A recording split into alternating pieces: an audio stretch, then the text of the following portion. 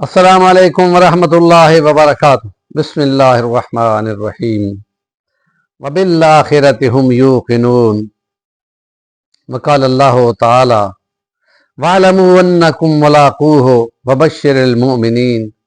وقال اللہ تعالی فی کلامہ المجید آل عمران والذین یشترون بعہدہ وایمانہم ثمنا قلیلا اولئک لا خلاق لهم فی الآخرہ ولا یکلمہم اللہ یوم القیامۃ ولا ینظر الیہم ولا یزکیہم ولہم عذاب علیم۔ صدق اللہ العظیم۔ رب اشرح لی صدری ویسر لی امری واحلل عقدۃ من لسانی یفقہوا قولی۔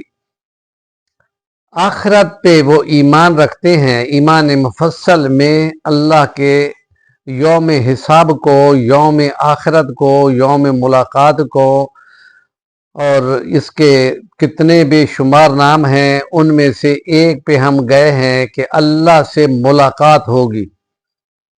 اور اللہ سے ملاقات یہ ایک خاص طریقہ ہے کہ اس کا خالی حساب نہیں ہوگا، بلکہ اس نے اپنی رحمت کی نظر بھی کچھ لوگوں پہ ڈالنی ہے، اور اس کا تذکرہ ہم آج کے ولاگ میں کر رہے ہیں۔ اور یہ کہ اللہ پاک ایسے بندوں سے ملاقات کرے گا تو ان کو اپنے پاس بلا کر پردہ ڈالے گا اور ان کو بولے گا کہ ہاں بھائی یہ دیکھو تمہارے یہ گناہ ہیں، تمہارے یہ گناہ ہیں، اور بندہ یقین کر لے گا کہ اب تو میں نہیں بچتا۔ اور پھر خدا پاک فرمائیں گے سنو، دنیا میں نے تمہاری پردہ پوشی کی تھی، اور آج جب دنیا سارا جہان سامنے دیکھ رہا ہے تو آج بھی میں پردہ پوشی کروں گا اور تمہارے لیے درگزر کا معاملہ کرتا ہوں۔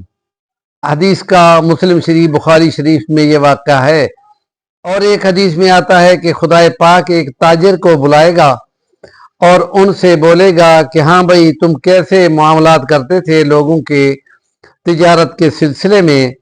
تو وہ بولے گا اے خدا، میں اپنے ان گاہکوں کو، کسٹمر کو رعایت دے سکتا تھا تو دیتا تھا، اور ان کی پیسوں کی قرض کی واپسی میں سہولت دیتا تھا، اور پھر اگر وہ نہ دے سکتے تو میں تیری رضا کے لیے ان کو چھوڑ ہی دیتا تھا۔ اس پہ خدا پاک بولیں گے کہ بس یہی تمہاری ادا ہمیں پسند آئی ہے، اور آج ہم بھی تم کو معاف کرتے ہیں اور تیرا حساب نہیں کرتے۔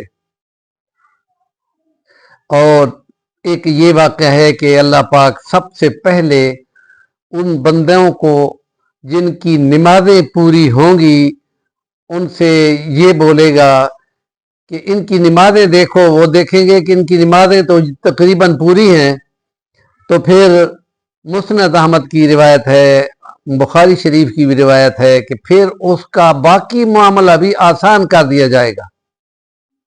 تو یہ بہت اہم ہے کہ بندے اپنی نمازیں پوری رکھیں، اور جو ہی نماز قضا ہو تو اس نماز کو قضا کو پہلے ادا کریں اور دوسرے وقت کی نماز اس کے بعد ادا کریں۔ اور رات کے وتر بھی اگر چھوٹ جائیں تو چونکہ واجب ہیں اور واجب کی قضا ہوتی ہے تو ان کو فجر کی نماز سے پہلے یہ بعد اشراقوں کے ساتھ، صبح کی نماز کے بعد اشراق کے نفلوں کے بعد ان کو قضا کر کے پڑھ سکتا ہے۔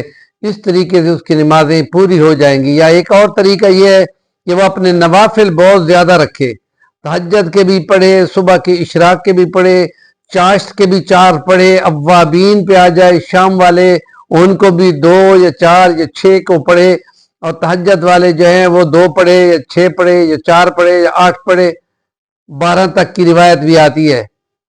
تو اس طریقے سے وہ جو کمی بیشی اس کی نمازوں کی ہوگی وہ پوری کر دی جائے گی۔ یا جو سنتیں پڑھی جاتی ہیں نماز کے پہلے یا نماز کے بعد، اور اس کے بعد کچھ نفلوں کا حساب بھی رکھے تو اس سے اس کی نمازوں کا حساب تقریباً پورا ہو جائے گا۔ اور یہ چیز بہت زیادہ اہم ہے۔ اور یہ واقعات اللہ سے ملاقات کے کچھ واقعات اور بھی ہیں۔ صفی الوانی ضرور سبسکرائب کریں، کام کی بات کا کمنٹ دیا کریں۔